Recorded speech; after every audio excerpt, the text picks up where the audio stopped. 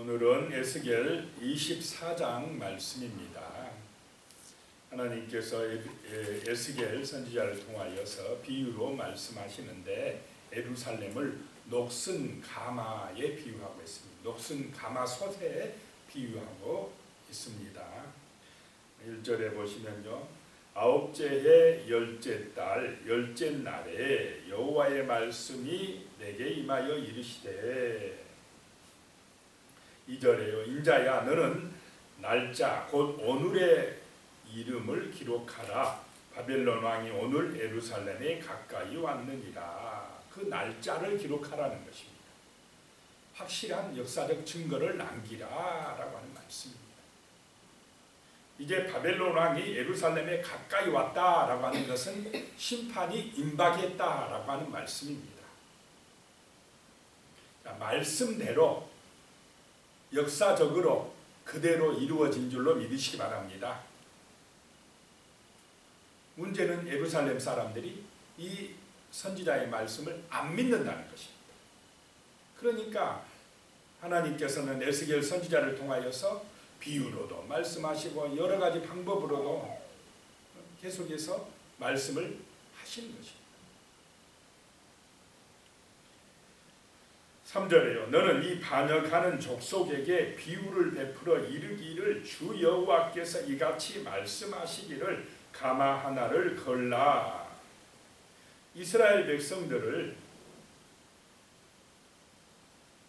반역하는 족속이다 이렇게 표현을 하고 있습니다. 원래 이스라엘은 정말 하나님의 신부가 되는 백성이고 거룩한 백성이고 그런 좋은 이미지를 가지고 있어야 되는데 지금은 반역하는 족속이다라고 불려지고 있다라고 하는 것입니다. 예루살렘이 하나님께 찬양하고 경배드리고 순종하는 백성들이 되어야 할 예루살렘이 반역하는 족속이 되었다라고 하는 것입니다. 그래서 지금은 하나님의 백성이 아니라는 것입니다. 예루살렘이. 하나님이 그런 백성들에게 말씀하시기를 가마 하나를 걸라, 가마솥 하나를 걸라 하고 이제 가마솥 비유를 통해서 예루살렘의 상태를 말씀하시는 것입니다. 4절 5절 보면요, 건 후에 물을 붓고 양떼에서 한 마리를 골라 각을 뜨고 그 넓적다리와 어깨 고기의 모든 좋은 덩이를 그 가운데에 모아 넣으며 고름뼈를 가득히 담고 그 뼈를 위하여 가마 밑에 나무를 쌓아 놓고 잘 삶때 가마 속에 뼈가 무르도록 삶을지어다 라고 말씀합니다. 이 가마솥은 예루살렘이고 가마 속의 고기는 누구라는 것입니까? 예루살렘 백성들이다 라고 하는 것입니다. 이제 그 가마솥 밑에 나무를 놓고 어떻게 하라고요? 뼈가 무르도록 삶게 하리라. 하나님의 심판이 예고되고 있는 것입니다.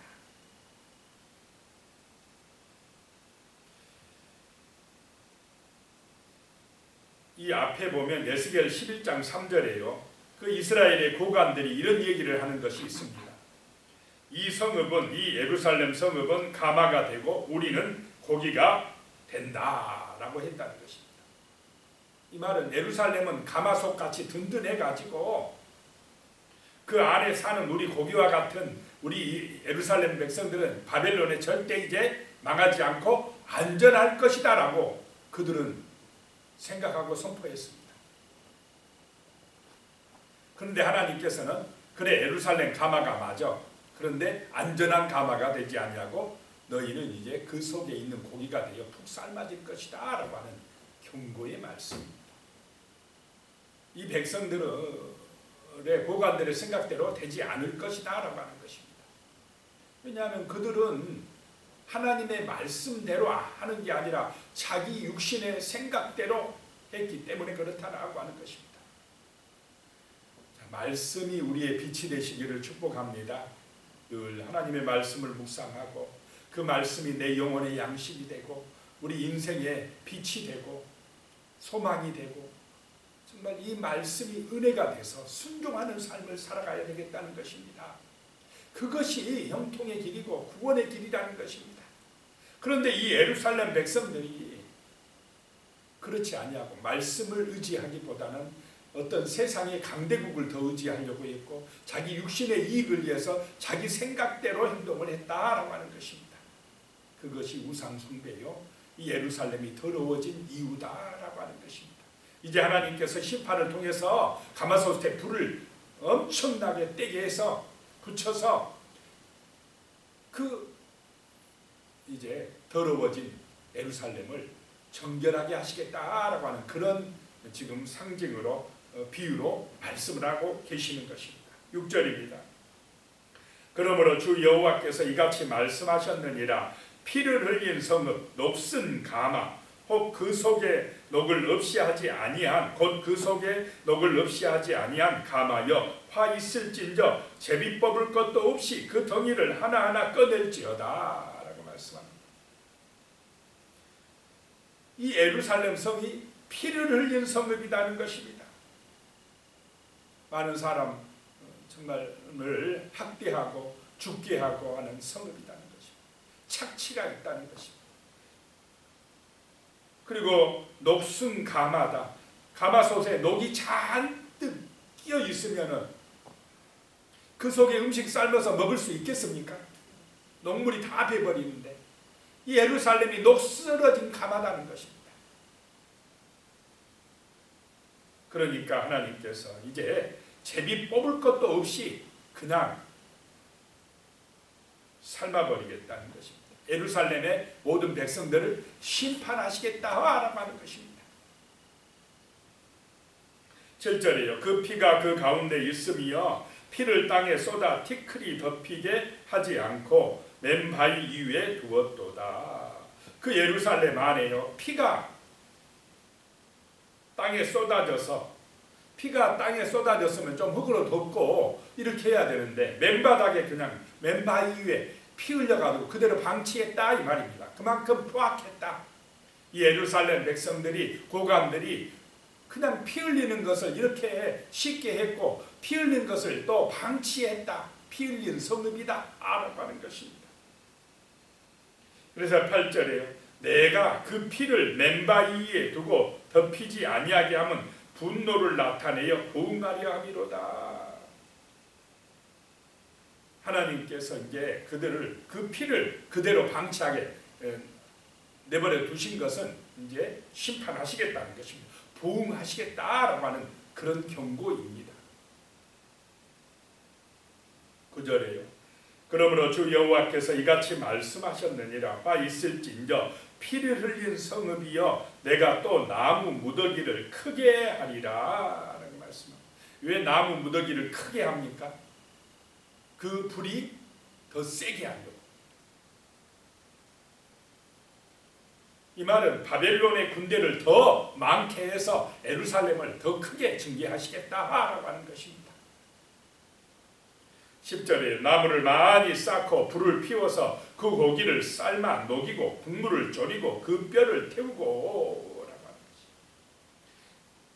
것입니다. 11절에요. 가마가 빈 후에는 숯불 위에 놓아 뜨겁게 하며 그 가마에 놋을 달궈서 그 속에 더러운 것을 녹게 하며 녹이 소멸되게 하라.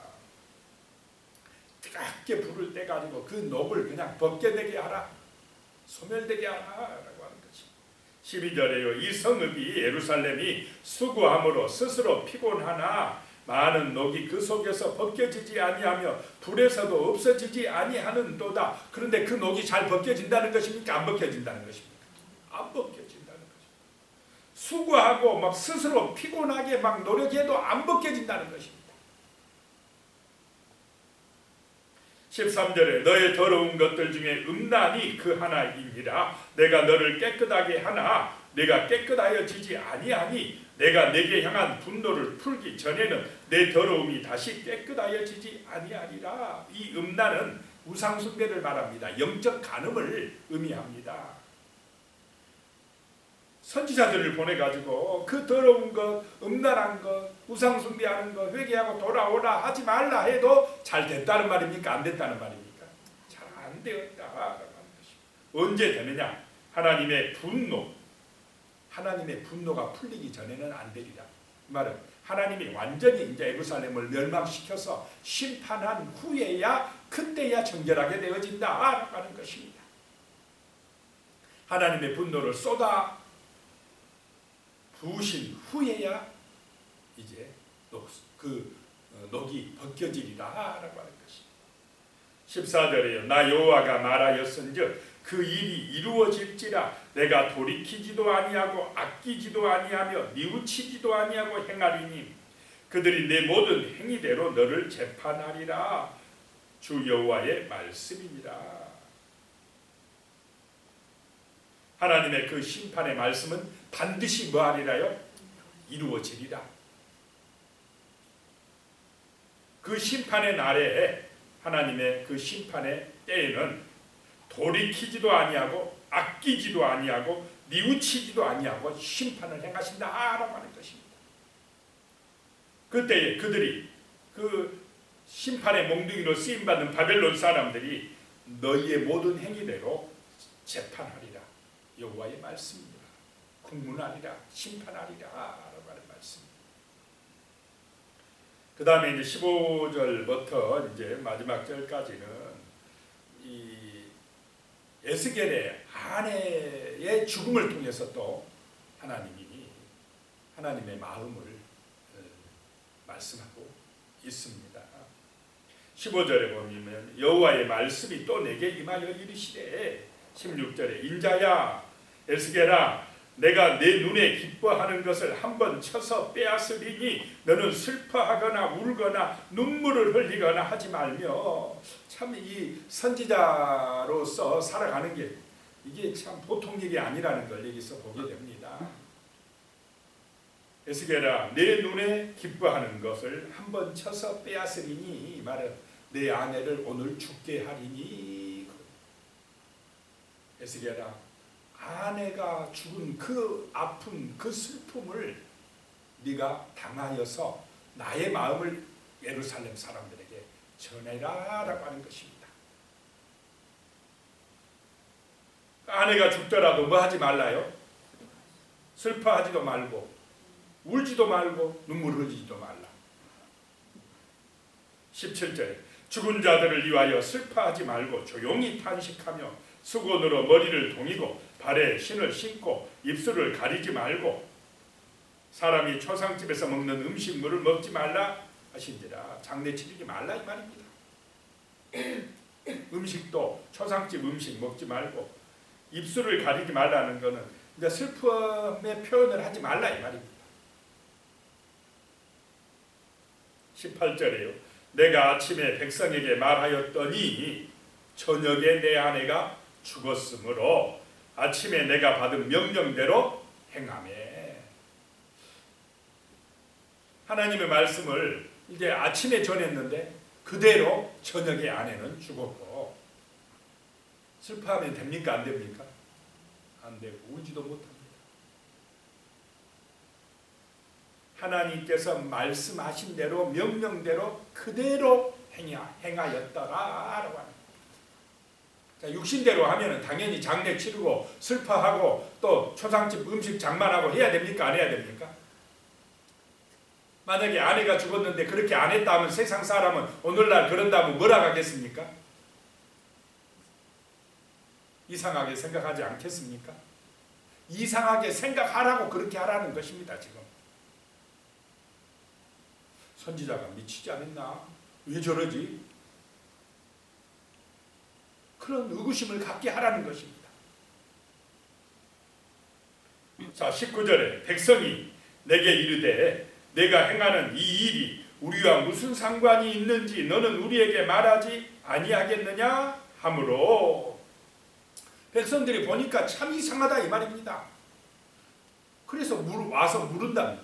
너 행동이 지금 이상한데 너가 하는 이 행동이 우리와 무슨 상관이 있는지 한번 이야기를 해주라 라고 했다는 것입니다. 그러자 20절에 내가 그들에게 대답하기를 여호와의 말씀이 내게 임하여 이르시되 21절에요. 너는 이스라엘 족속에게 이르기를 주 여호와의 말씀에 내 성소는 너희 세력의 영광이요 너희 눈에 기쁨이요 너희 마음에 아낌이 되거니와 내가 더럽힐 것이며 너희의 버려둔 자녀를 칼에 엎드려지게 할지라. 자, 에스겔에게 아내는 정말로 눈에 기뻐하는 것이고 아내는 소중한 것이고 그랬는데 하나님이 어떻게 했습니까? 빼앗아간 것처럼 하나님에게 있어서 예루살렘의 성소는 뭐 같다고요? 정말로 너희 세력의 영광이요 너희의 눈의 기쁨이요 아낌이 되는데 예루살렘에게도 그 성전은 이렇게 귀중한 것이고 하나님에게도 이 예루살렘은 이렇게 소중한 것인데 하나님께서 이제 어떻게 그 성소를 더럽힌다 이 말입니다. 심판하신다라고 하는 것입니다. 예루살렘은 하나님의 신부가 되는데 그 신부를 멸망시키겠다는 것입니다. 자, 에스겔이 아내를 잃고 그 가슴이 찢어지는 그런 마음처럼 하나님도 그 신부 되는 예루살렘을 잃고 이렇게 내 가슴이 아프다라고 하는 것입니다. 이것을 에스겔의 행동을 통해서 보여주고자 하시는 것입니다. 22절에 너희가 에스겔이 행한 바와 같이 행하여 입술을 가리지 아니하며 사람의 음식을 먹지 아니하며 23절에 수건으로 머리를 동인 채 발에 신을 신은 채로 두고 슬퍼하지도 아니하며 울지도 아니하되 제약 중에 패망하여 피차 바라보고 탄식하리라. 예루살렘의 멸망의 날에 슬퍼할 겨를도 없다 이 말입니다. 끌려가느라고 자기 자녀들이 죽어도 울 수도 없어요. 막 쫓겨가니라 도망가니라. 예루살렘이 그렇게 멸망당하게 하리라 라고 하는 것입니다.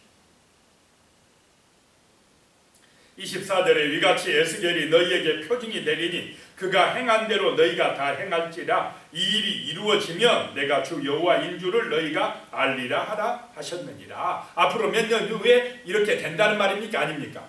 그대로 되리라. 지금은 너희가 안 믿어도 이 일이 이루어진 후에 이 에스겔의 행동이 그때 그것을 말씀하셨구나 라고 알고 하나님이 그때 말씀하신 줄 알게 되리라 라고 하는 것입니다. 25절입니다. 인자야 내가 그 힘과 그 즐거워하는 영광과 그 눈이 기뻐하는 것과 그 마음이 간절하게 생각하는 자녀를 데려가는 날에 심판의 날에 그렇습니다.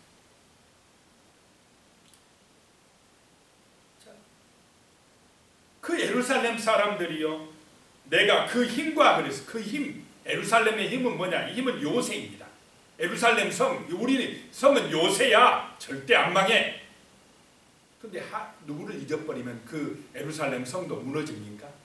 하나님을 잊어버리면 이 세상이 지금 살기가 좋습니다. 하나님 없이도 번성할 것 같아요.